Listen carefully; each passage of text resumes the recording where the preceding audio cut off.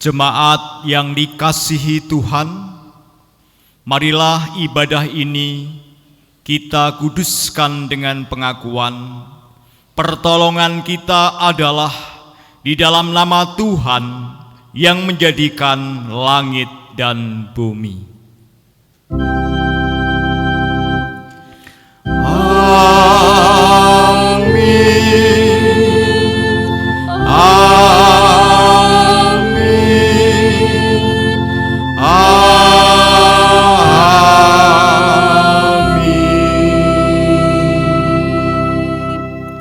Kasih karunia dan damai sejahtera dari Allah Bapa kita dan dari Tuhan Yesus Kristus menyertai saudara sekalian.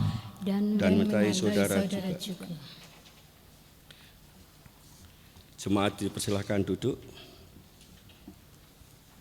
Jemaat yang dikasihi Tuhan, segenap majelis mengucapkan selamat pagi, selamat hari Minggu, selamat beribadah.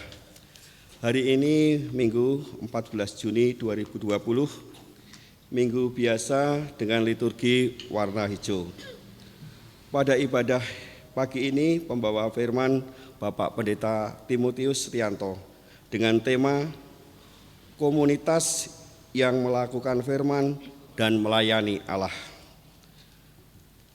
Marilah kita awali ibadah ini dengan kita memuji nama Tuhan dengan Kidung Jemaat nomor 14 bait pertama sampai ketiga. Muliakan Tuhan Allah.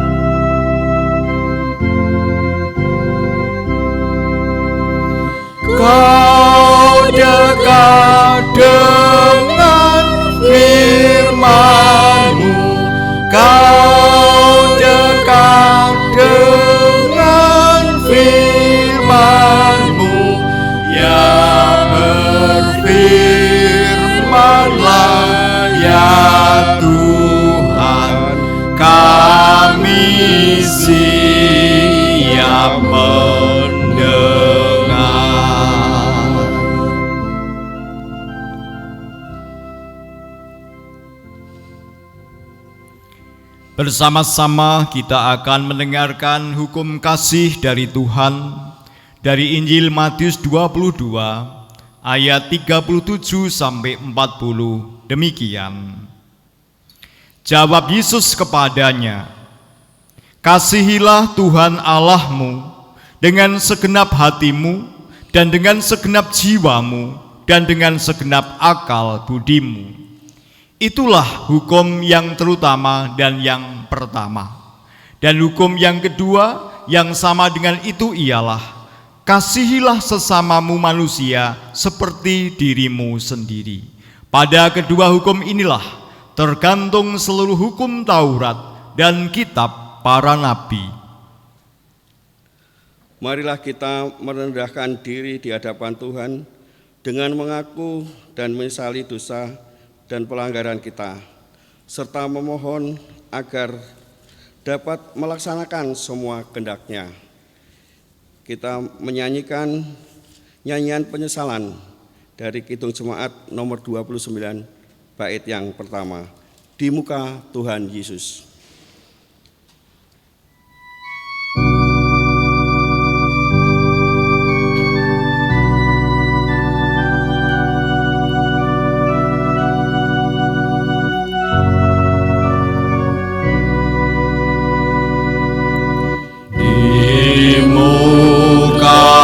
Tuhan Yesus, betapa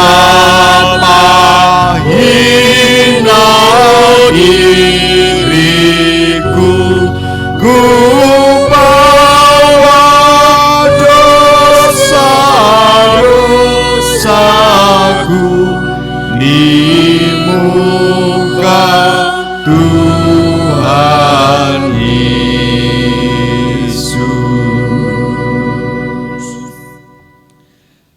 Jemaat dimohon bangkit berdiri.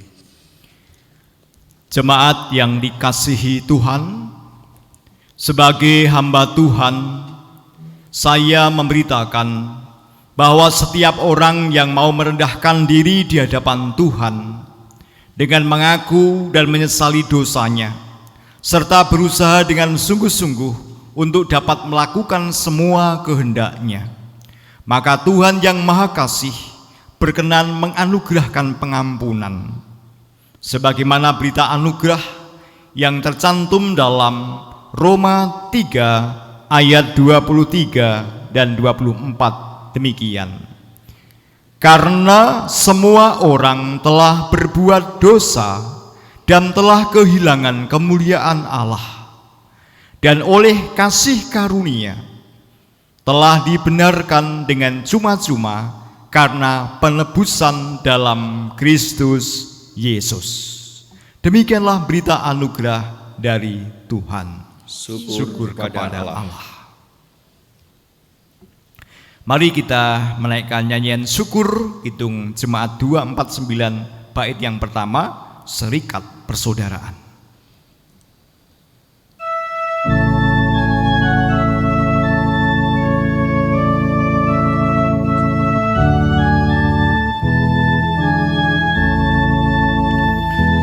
Serikat persaudaraan, berdirilah teguh, sempurnakan persatuan di dalam Tuhanmu. Bersama-sama majulah, dikuatkan iman, berdamai bersejahtera dengan pengasihan.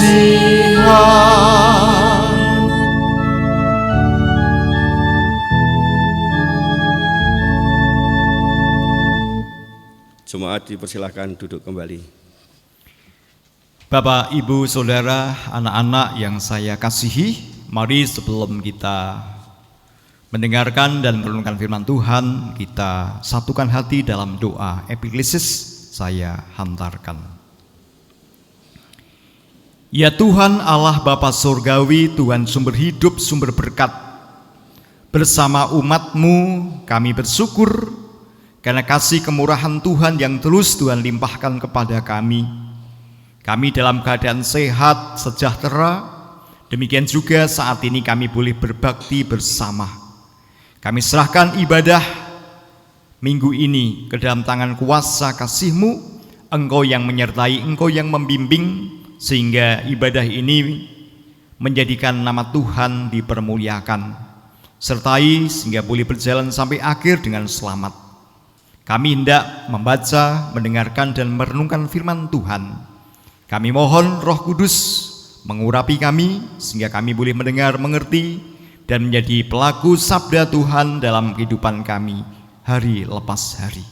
Mari ya Tuhan, berfirmanlah, kami siap untuk mendengarkan. Hanya kepadamu ya Bapa, di dalam nama Tuhan Yesus Kristus Juru Selamat kami, doa ini kami panjatkan. Amin.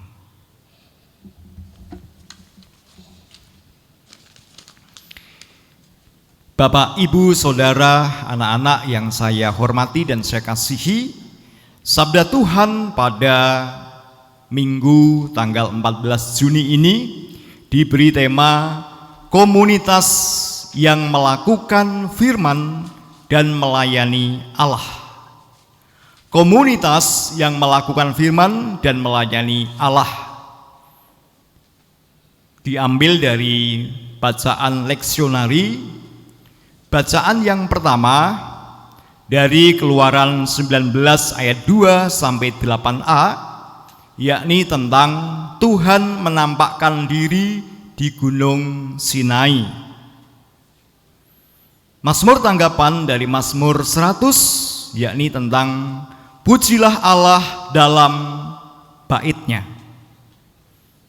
Bacaan yang kedua diambil dari Roma 5 ayat 1 sampai 8, yakni tentang hasil pembenaran.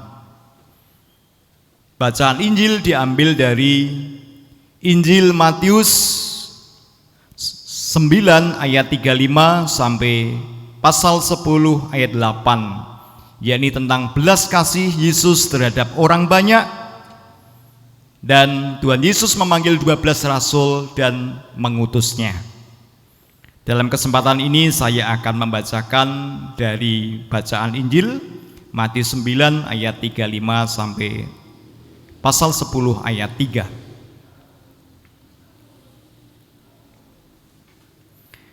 Demikianlah Yesus berkeliling ke semua kota dan desa.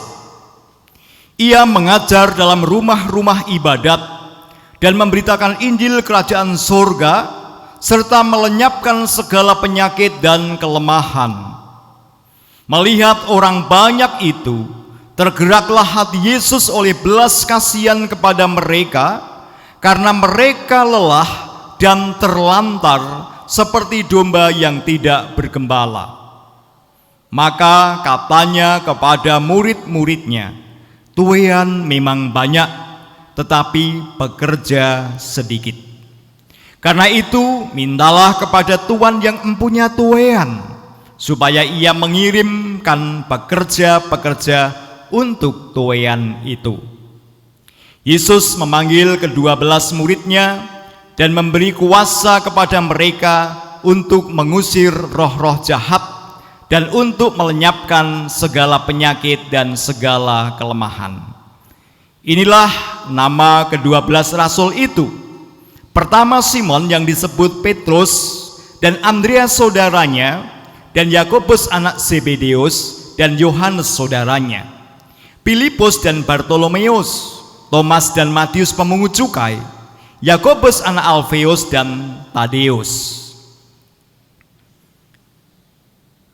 Demikianlah Injil Yesus Kristus. Yang berbahagia adalah mereka yang mendengarkan firman Allah dan yang memeliharanya. Haleluya.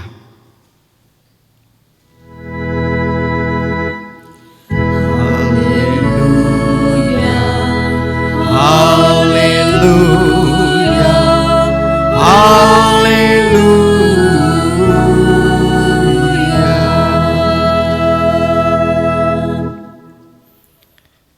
Bapak, Ibu, Saudara, anak-anak, jemaat yang dikasihi Tuhan, kembali saya mengingatkan tema ibadah pada minggu ini adalah komunitas yang melakukan firman dan melayani Allah.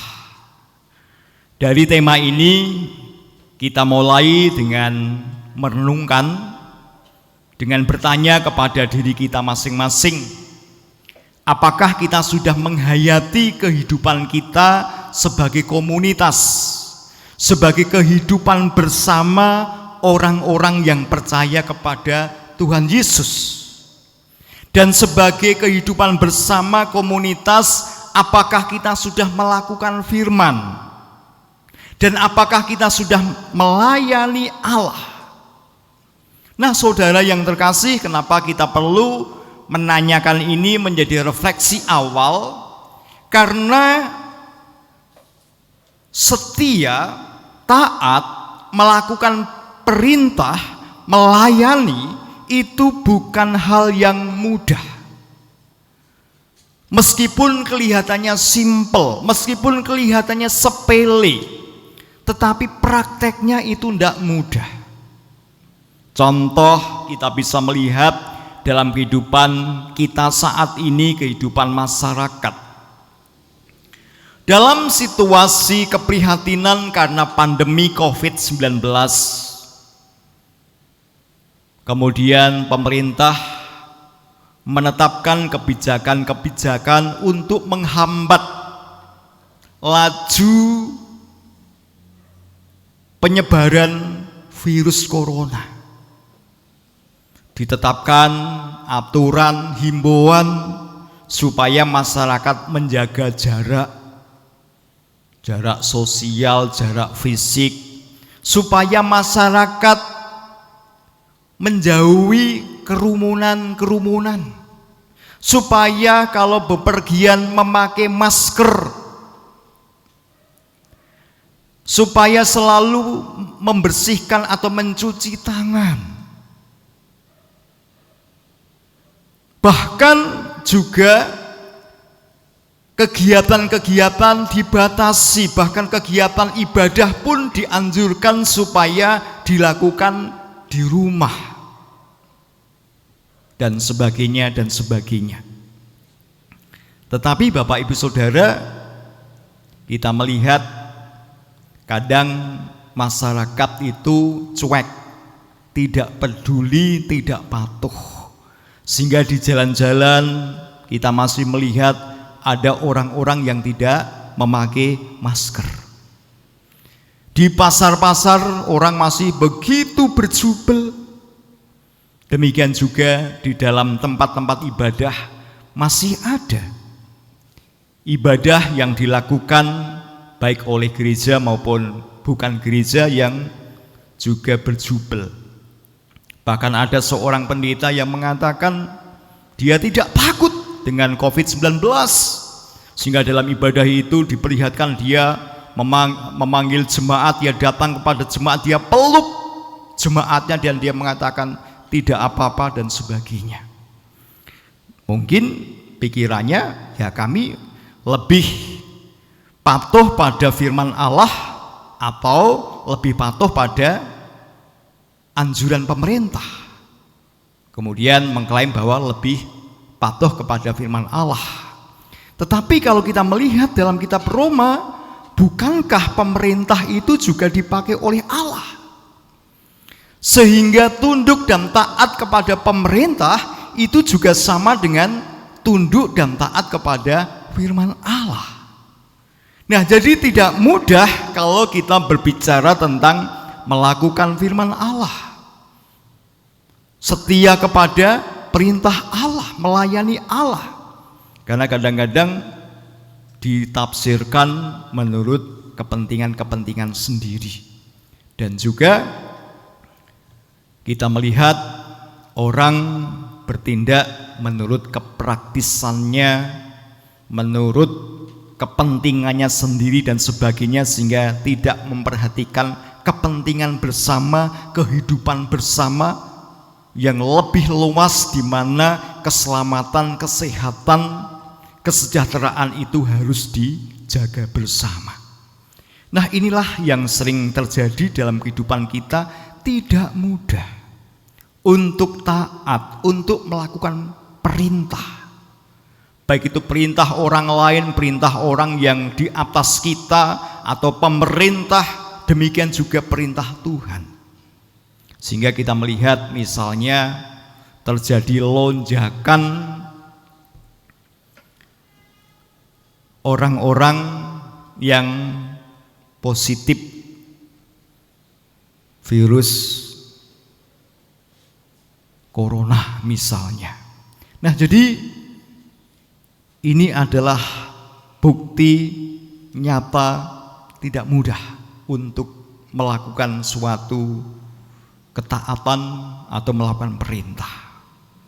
Nah, Bapak Ibu yang terkasih, kalau kita renungkan hal ini juga terjadi dalam kehidupan iman, juga dalam kehidupan keagamaan. Orang beragama yang jargoni itu banyak. iso ujar ning ora iso nglakoni. Bisa berkata tetapi tidak bisa menjalankan, atau kita banyak mendengarkan pengajaran-pengajaran, banyak mendengarkan perintah-perintah, tetapi untuk melakukannya itu tidak mudah. Untuk setia dan taat itu tidak mudah. Kalau tidak ada masalah mungkin mudah, tetapi bagaimana kalau ada masalah, itu lain lagi ceritanya. Apalagi kalau kesandung masalah, semakin tidak mudah. Nah, dalam sabda Tuhan saat umat Israel berada di Gurun Sinai, Allah mengingatkan umat Israel yang dipimpin oleh Musa supaya sebagai umat milik Tuhan mereka harus mendengarkan dan melakukan firman Tuhan.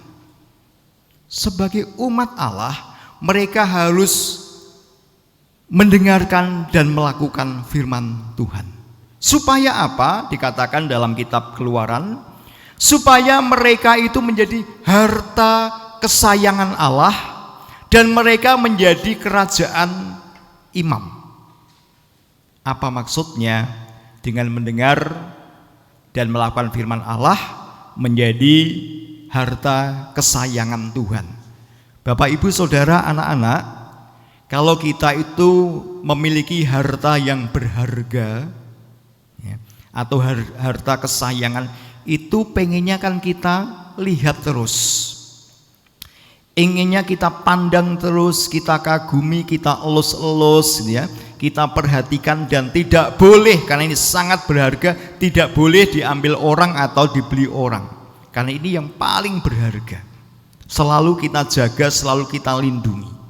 Nah, jadi kalau umat itu menjadi harta kesayangan Tuhan, maka akan dijaga, akan diperhatikan, menjadi kebanggaan Tuhan. Maka ini menjadi sesuatu yang sangat indah, berharga di mata Tuhan. Nah, demikian juga umat akan menjadi kerajaan imam. Itu artinya umat akan menjadi pelayan Tuhan. Imam itu melayani. Maka umat yang setia mendengarkan perintah atau firman dan melakukannya, dia itu menjadi umat yang melayani Allah.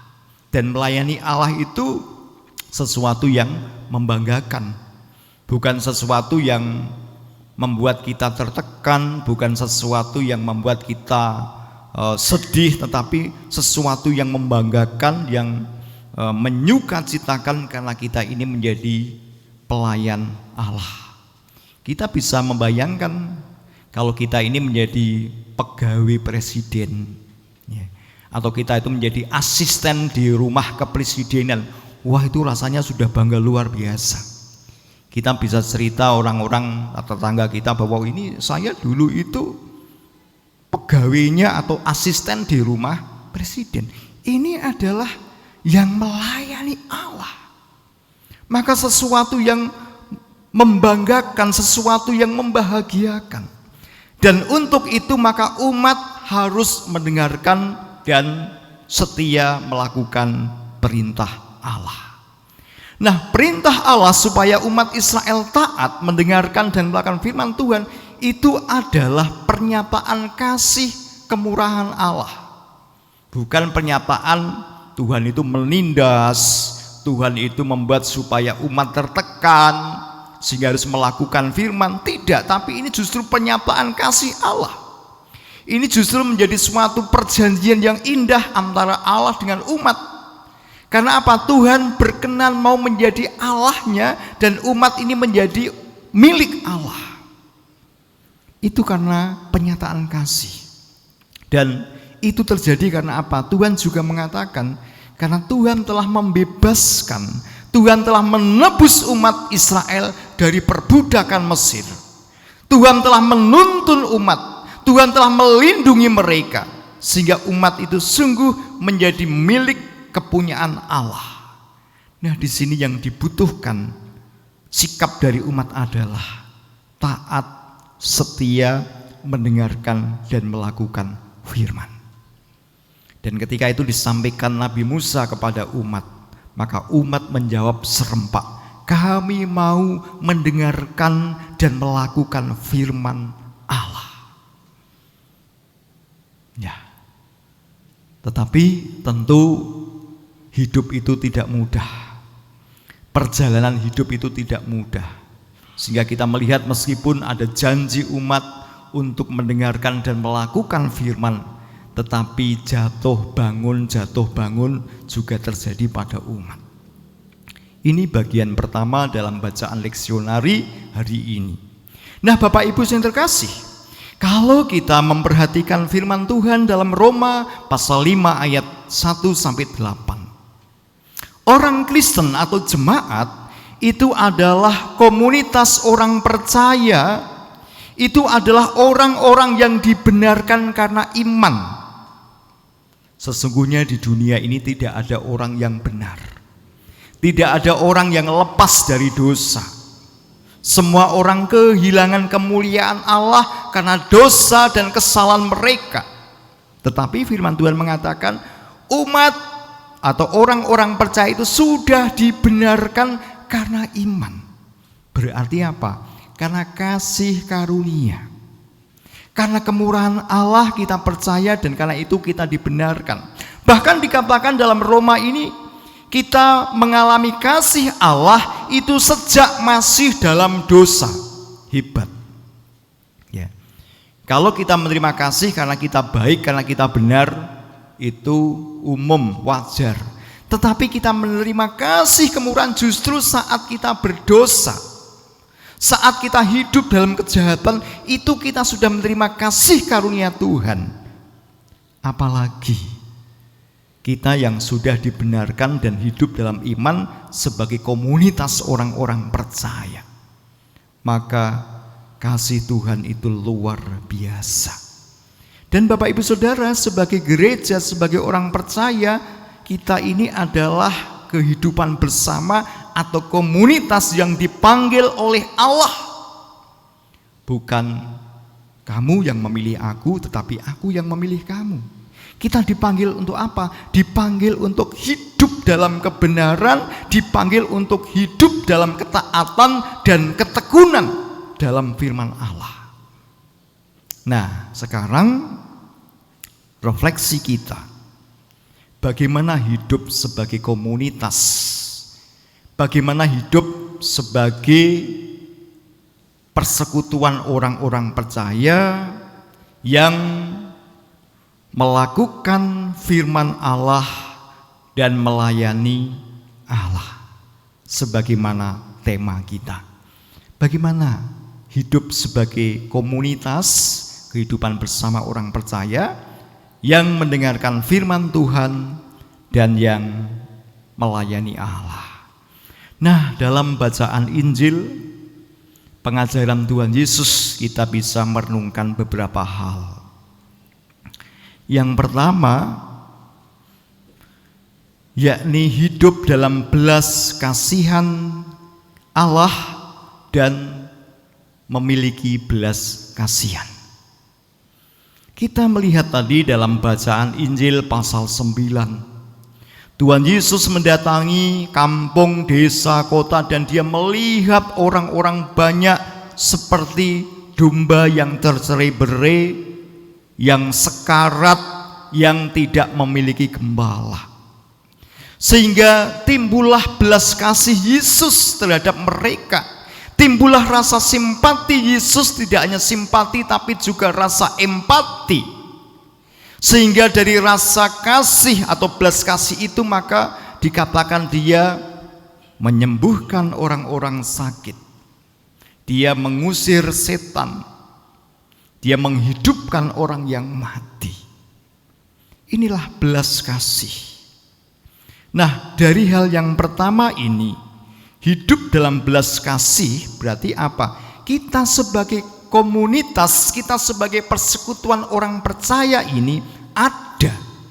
Karena apa? Karena belas kasih Allah di dalam Kristus. Maka ibu bapak saudara, anak-anak, kita harus bersyukur sebagai gereja. Kita harus bersyukur sebagai komunitas kehidupan bersama. Karena apa? Keberadaan kita sebagai komunitas ini karena apa? Belas kasih Kristus. Karena Tuhan memandang kita sebagai orang-orang yang sekarat, orang-orang yang tercerai-berai, orang-orang yang tidak memiliki keselamatan dan pengharapan. Dan untuk itu Tuhan datang memulihkan kita, menyembuhkan kita, sehingga kita hidup di dalam karya penyelamatan Allah. Nah, oleh karena itu hidup dalam belas kasih Allah ini, kita juga harus memiliki belas kasih.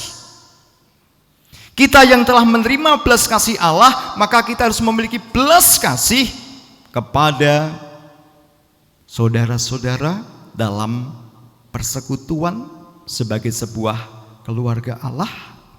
Demikian juga kepada sesama, kepada semua orang. Di sini Tuhan Yesus juga memperlihatkan, lihat itu, tuaian begitu banyak tetapi pekerja-pekerja sedikit. Maka kita diundang di sini untuk membagikan belas kasih Allah kepada siapapun orang-orang yang ada di sekitar kita. Jadi ini yang pertama, komunitas yang melakukan firman Allah dan melayani Allah itu adalah yang hidup dalam belas kasih dan berbelas kasih. Yang kedua, hidup dalam persekutuan atau komunitas bersama Kristus dan menjadi murid Kristus. Jadi kita harus menghayati komunitas kehidupan bersama kita sebagai sebuah keluarga, sebagai sebuah persekutuan bersama Kristus dan menjadi murid Kristus. Maka dalam firman Tuhan tadi dikatakan, Tuhan Yesus memilih Simon Petrus, Andreas, Yakobus, Yohanes, Filipus dan seterusnya. Mereka dipanggil menjadi kelompok murid, menjadi sebuah komunitas murid yang menerima pengajaran-pengajaran dan nanti juga diutus untuk melakukan suatu karya pelayanan. Nah, mari kita juga demikian sebagai sebuah komunitas gereja, sebagai sebuah kehidupan bersama. Kita tidak hanya menerima belas kasih Allah dan kita ada rasa belas kasih kepada orang, tapi mari kita wujudkan hakikat kita sebagai sebuah kehidupan bersama atau komunitas milik Kristus, murid Kristus. Berarti apa? Mau belajar kepada Kristus, mau bersama-sama saling memperhatikan, saling melayani, saling mengasihi. Karena apa? Komunitas kita adalah komunitas bersama Kristus dan kita sebagai murid Kristus, komunitas pemuritan. Dan yang ketiga, hidup melayani dan bersaksi bersama Kristus. Mendengar, melakukan firman Tuhan, melayani Allah berarti apa? Tidak sekedar kita menikmati belas kasih Allah, tidak sekedar kita berkumpul bersama sebagai komunitas murid Kristus, tetapi bagaimana kita juga melayani, bagaimana kita bersaksi bersama Kristus. Karena apa? 12 murid tadi oleh Tuhan Yesus diutus untuk pergi, untuk menyaksikan berita Injil kerajaan surga sudah dekat. Bahkan tidak cukup di situ, mereka diperlengkapi dengan kuasa oleh Kristus, yakni mereka bisa menyembuhkan orang, memulihkan orang yang sakit, mengusir setan dan sebagainya. Di sini apa? Ada karya pemulihan yang dikerjakan oleh komunitas Kristus ini menjadi berkat bagi masyarakat. Dan itulah komunitas yang melakukan firman dan melayani Allah, diperlengkapi dengan kuasa yakni Roh Kudus. Maka Bapak Ibu Saudara, anak-anak yang saya kasihi, berbahagialah dan bersyukurlah karena kita ini bukan orang sembarangan dan kita tidak sendirian. Kita adalah keluarga besar umat Allah. Kita adalah komunitas orang-orang percaya yang telah menerima belas kasih Allah, dan kita dipanggil untuk juga berbagi belas kasih, untuk melayani, untuk bersaksi. Maka pertanyaan di awal tadi, sudahkah kita setia dan taat melakukan perintah Allah? sehingga menjadi berkat bagi masyarakat dimanapun kita ditempatkan untuk menjadi pemulih. Oleh karena itu mari kita tidak hanya merefleksikan sabda Tuhan, tetapi mari kita juga wujudkan sabda ini dalam kehidupan kita sehari-hari. Yang pertama, mari kita menghayati kehidupan kita sebagai komunitas, kehidupan kita sebagai sebuah keluarga Allah. Dimulai dari keluarga kita masing-masing, demikian juga jemaat kita, gereja kita, bahwa kita ini telah menerima kasih Allah. Kita telah menerima belas kasih Kristus. Dan mari kita wujudkan belas kasih itu dengan hidup saling mengasihi, hidup saling melayani satu dengan yang lain, saling menolong, saling membantu, saling menguatkan, saling memulihkan. Itu harus dimulai dari komunitas kita, komunitas yang terkecil, itu keluarga, persekutuan kita, gereja kita, sehingga kita akan berdampak bagi masyarakat yang luas. Mari kita wujudkan kehidupan kita sebagai komunitas murid-murid Kristus. Kemudian yang berikutnya, melayani Allah, melakukan firman.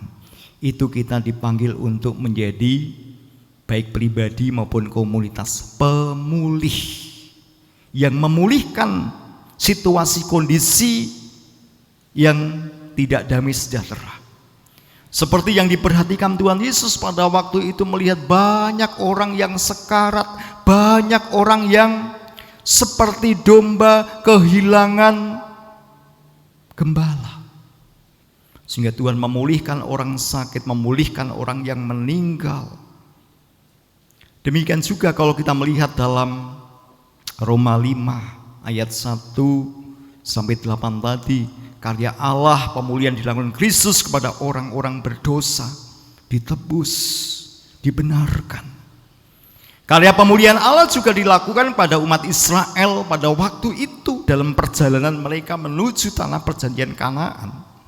Maka bagaimana dengan kita sebagai komunitas orang-orang percaya, sebagai gereja? Apakah kita juga sudah menjadi pribadi, menjadi umat atau kehidupan bersama yang memulihkan? Khususnya dalam situasi krisis karena pandemi saat ini, Bapak Ibu Saudara, kita melihat ada banyak orang yang juga mengalami krisis dalam hidupnya. Baik itu karena krisis ekonomi, krisis iman, dan sebagainya. Dan di sini kita juga dipanggil untuk menyatakan kabar Injil, yakni bagaimana kita juga berperan serta untuk memulihkan mereka. Tentu kita tidak menunggu, kami tidak punya dana, kami tidak punya uang, kami tidak punya apa-apa. Dan bersyukur gereja kita setidaknya sudah melakukan suatu karya firman dan melayani Allah. Dan itu ada juga karena Bapak Ibu Saudara yang juga telah mendukung, mempersembahkan, apakah itu tenaganya, apakah itu waktunya, apakah itu dana, meskipun memang belum semua. Tetapi saya rasa apa yang sudah dilakukan oleh GKJ Krapyak sudah hal yang baik dan sudah mendapatkan apresiasi dari masyarakat, dari kelurahan, dari Pak Camat. Meskipun bukan itu tujuan kita, tujuan kita adalah bagaimana kita berbelas kasih, membagikan belas kasih Allah, bagaimana kita memuliakan Allah, bagaimana kita melayani Allah, bagaimana kita bisa menolong, memulihkan orang-orang. Dengan program membagi nasi bungkus, dengan program membagi sembako, dengan program pengobatan, pemeriksaan gratis, dengan program donor darah, dengan program PEJ, peningkatan ekonomi jemaat dan sebagainya. Nah, mari hal ini terus kita gali, hal ini terus kita lakukan, sehingga kehidupan kita sungguh menjadi berkat, menjadi komunitas yang melakukan firman, melayani Allah. Kita ikut ambil bagian dalam pemulihan karena situasi kondisi di tengah-tengah masyarakat yang memang membutuhkan belas kasih dari kita. Sebagaimana disabdakan dalam firman Tuhan, tuwean itu banyak. Bapak Ibu Saudara, ada banyak masalah, ada banyak pergumulan, ada banyak krisis yang terjadi di tengah-tengah masyarakat. Demikian juga di antara jemaat kita. Tetapi pekerja itu sedikit. Orang-orang yang terpanggil untuk melayani, orang-orang yang terpanggil untuk melakukan karya pemulihan itu tidak banyak. Ya, karena tadi yang namanya setia, taat, melakukan perintah itu tidak mudah. Kadang-kadang ada kesalahan pengertian, kesalahan pemahaman, kadang-kadang egonya yang ditonjolkan, kepentingan-kepentingan pribadi yang ditonjolkan, sehingga tidak terjadi keselarasan, tidak terjadi sinergi yang baik dengan masyarakat, dengan pemerintah, dengan pihak yang lain. Sehingga yang terjadi adalah terkotak-kotak, bahkan perselisihan, konflik, salah paham, merasa ini benar, merasa ini yang baik, dan seterusnya. Padahal kita menghadapi situasi yang sama yang harus kita perjuangkan dalam rangka pemulihan, baik karena krisis, karena pandemi, ataupun juga karena hal-hal yang lain. Mari Bapak Ibu Saudara, anak-anak yang saya kasihi, mari kita menjadi pribadi, demikian juga menjadi komunitas persekutuan yang senantiasa melakukan firman dan melayani Allah. Karena kita sudah menerima belas kasih Allah, kita sudah dikuduskan Allah, dan kita sudah dipanggil, dipilih menjadi milik kepunyaan Allah, menjadi harta kesayangan Allah, dan menjadi kerajaan imam yang melayani. Tuhan memberkati. Amin. Saat teduh bagi kita sekalian.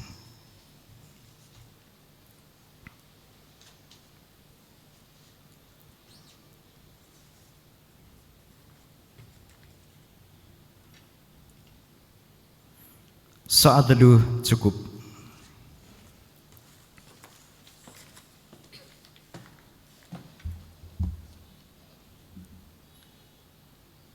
Jemaat kami undang bangkit berdiri.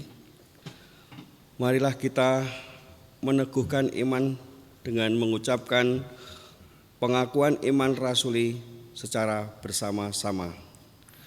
Aku percaya kepada Allah Bapa yang Maha Kuasa, Khalik langit dan bumi, dan kepada Yesus Kristus anaknya yang tunggal, Tuhan kita, yang dikandung daripada Roh Kudus, lahir dari anak darah Maria, yang menderita di bawah pemerintahan Pontius Pilatus, disalibkan, mati dan dikuburkan, turun ke dalam kerajaan maut. Pada hari yang ketiga, bangkit pula dari antara orang mati, naik ke surga, duduk di sebelah kanan Allah Bapa yang Maha Kuasa, dan akan datang dari sana untuk menghakimi orang yang hidup dan yang mati. Aku percaya kepada Roh Kudus, gereja yang kudus dan am, persekutuan orang kudus, pengampunan dosa, kebangkitan daging, dan hidup yang kekal. Jemaat dipersilakan duduk kembali. Mari kita menaikkan doa syafaat. Bapa surgawi, Tuhan sumber hidup, sumber berkat, Tuhan yang telah berbelas kasih dan kemurahannya sungguh nyata dalam kehidupan kami hari lepas hari. Kami bersyukur atas kemurahan-Mu sehingga kami boleh menjadi umat kepunyaan Tuhan. Oleh karena itu ya Tuhan, kami juga menyerahkan segala pergumulan hidup, mohon pertolongan dan belas kasih-Mu. Terlebih dalam situasi krisis yang kami alami baik pribadi, demikian juga sebagai komunitas masyarakat bangsa dan negara. Kami berdoa atas segala pergumulan hidup kami. Bagi yang sedang berduka cita, Engkau memberikan kekuatan dan penghiburan. Bagi yang sedang sakit, baik yang dirawat di rumah sakit ataupun di rumah, baik yang saat ini sedang mengalami sakit karena virus corona, dinyatakan positif ataupun sakit yang lain, Tuhan juga memberikan kekuatan, kesabaran, dan pemulihan kesehatan. Kami juga menyerahkan pergumulan yang lain berkaitan dengan ekonomi, karena saudara kami yang kehilangan pekerjaan ataupun tidak mampu mencukupi kebutuhannya karena dampak pandemi COVID-19. Kiranya Engkau memberikan kekuatan, kesabaran, dan kecukupan melalui program pemerintah ataupun orang-orang yang berbelas kasih, sehingga bisa menopang kekurangan saudara-saudara kami, mencukupkan apa yang menjadi kebutuhan mereka. Kami berdoa karena dampak COVID-19 ini, supaya yang bergumul mencari pekerjaan boleh mendapatkan pekerjaan yang baru, ataupun boleh membuat suatu usaha-usaha yang bisa untuk mencukupi kebutuhannya. Berkati juga para pemilik usaha supaya bisa kembali menjalankan usaha atau bisnisnya dan bisa membuka lapangan pekerjaan bagi yang membutuhkan. Bagi anak-anak yang sekolah, Tuhan juga memberkati sehingga dampak pandemi COVID-19 ini tetap bisa diatasi dengan belajar di rumah ataupun dengan cara online dan kegiatan yang lain yang kiranya tidak menghalangi anak-anak kami, saudara-saudara kami dalam studi, sehingga tetap memiliki perkembangan pertumbuhan yang baik dalam kecerdasan, baik itu intelektualnya ataupun juga keahlian, keterampilan, dan sebagainya. Bapa, kiranya Engkau juga menolong pemerintah bangsa kami, baik pusat sampai paling bawah, sehingga bisa mengelola masyarakat atau negeri ini meskipun dalam situasi pandemi, sehingga damai sejahtera Tuhan tetap boleh kami rasakan. Dan kebijakan-kebijakan pemerintah Tuhan tolong supaya boleh didengarkan dan dilakukan, didukung oleh seluruh komponen bangsa. Terlebih kami akan memasuki masa new normal karena pandemi COVID-19 ini, sehingga mampukan kami semua untuk menyambut new normal itu dengan melakukan protokol-protokol sebagaimana sudah ditetapkan oleh pemerintah. Dan itu kiranya menjadi kesadaran dan komitmen kami bersama demi untuk mencegah rantai penyebaran virus corona. Kami berdoa juga bagi gereja, baik GKJ Kerapiak maupun gereja Tuhan dimanapun. Tuhan juga memberkati supaya gereja juga boleh menjadi komunitas yang memulihkan situasi di tengah-tengah masyarakat, komunitas yang berbelas kasih, komunitas yang sungguh melakukan firman dan melayani Allah. Jauhkanlah gerejamu dari yang jahat, dari segala mara bahaya.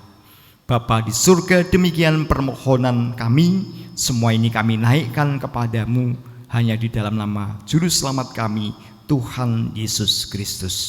Amin.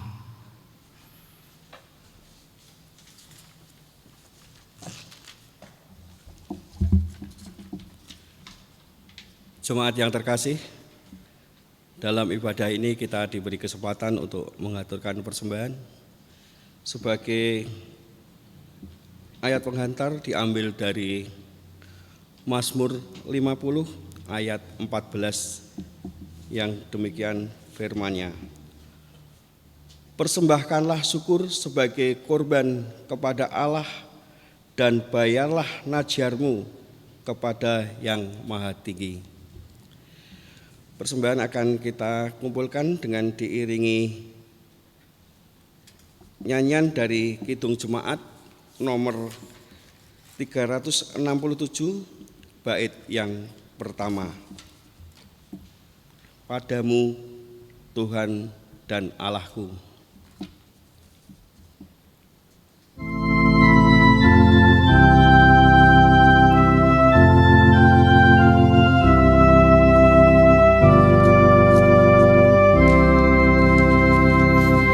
Padamu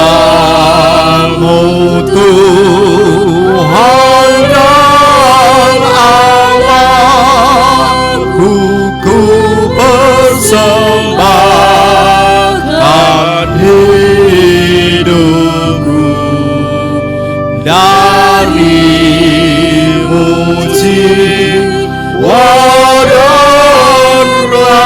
Aku hanya dalam-Mu ku teduh, hatiku yang Engkau berikan, padamu juga ku berikan.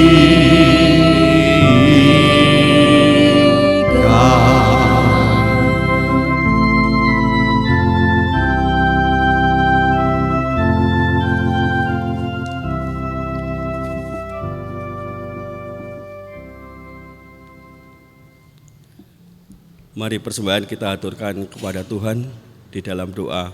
Mari kita berdoa. Tuhan Allah yang Maha Kasih, kembali kami datang kepadamu ya Tuhan.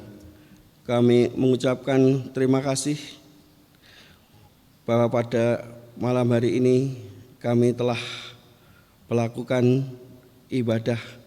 Dan di tengah ibadah ini kami Tuhan beri kesempatan kepada kami untuk mengaturkan persembahan. Persembahan telah kami kumpulkan, terimalah ya Tuhan. Kiranya Tuhan berkati, Tuhan sucikan, sehingga bisa kami pergunakan untuk turut melebarkan kerajaan-Mu melalui gereja-Mu, Gereja GKJ Kerapia. Kami berdoa bagi saudara kami yang Tuhan percaya untuk mengelola persembahan. Kiranya Tuhan beri kebijaksanaan sehingga dalam menjalankan tugas penuh dengan tanggung jawab. Tuhan, bila mana di dalam kami beribadah dan mengumpulkan persembahan, terselip dosa dan kesalahan kami, kiranya Tuhan ampuni. Doa kami yang kurang sempurna ini kami alaskan dalam kasih Tuhan kami, Tuhan Yesus Kristus yang telah mengajarkan doa Bapa kami. Bapa kami yang di surga, dikuduskanlah nama-Mu, datanglah kerajaan-Mu, jadilah kehendak-Mu di bumi seperti di surga. Berikanlah kami pada hari ini makanan kami yang secukupnya, dan ampunilah kami akan kesalahan kami, seperti kami juga mengampuni orang yang bersalah kepada kami. Dan janganlah membawa kami ke dalam pencobaan, tetapi lepaskanlah kami daripada yang jahat. Karena Engkau-lah yang mempunyai kerajaan dan kuasa dan kemuliaan sampai selama-lamanya. Amin. Jemaat dipersilahkan duduk. Jemaat yang dikasihi Tuhan, mari kembali kita menaikkan pujian, nyanyian pengutusan dari pelengkap kidung jemaat 185, bait yang pertama, Tuhan mengutus kita.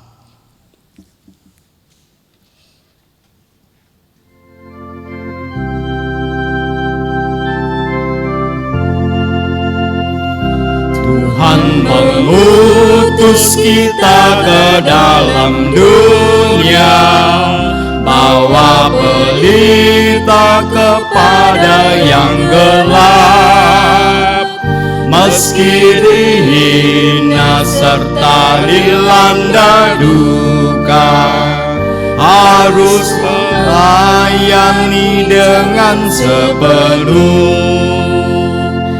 Dengan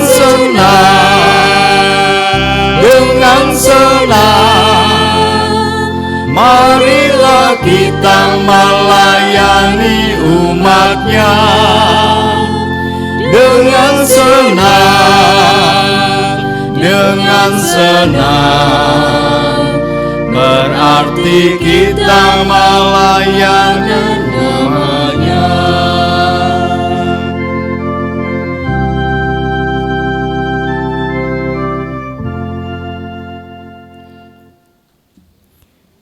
Jemaat kami undang bangkit berdiri.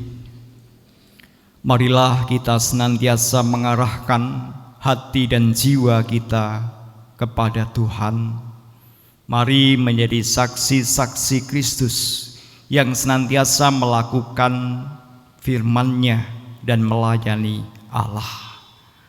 Mari kita kembali ke tempat kita, ke dunia kita, ke karya-karya kita dengan damai sejahtera, dan terimalah berkat Tuhan. Tuhan memberkati saudara dan melindungi saudara. Tuhan menyinari saudara dengan wajah-Nya dan memberi saudara kasih karunia. Tuhan menghadapkan wajah-Nya kepada saudara dan memberi saudara damai sejahtera. Amin.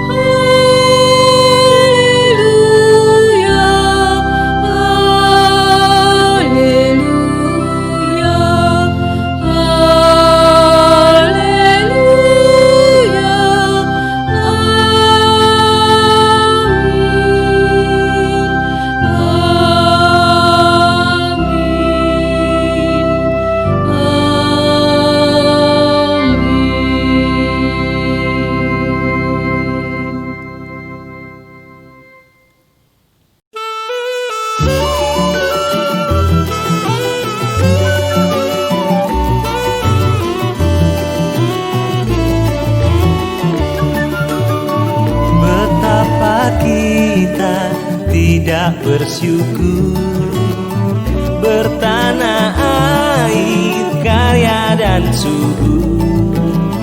Lautnya luas, gunungnya megah, menghijau padang putih.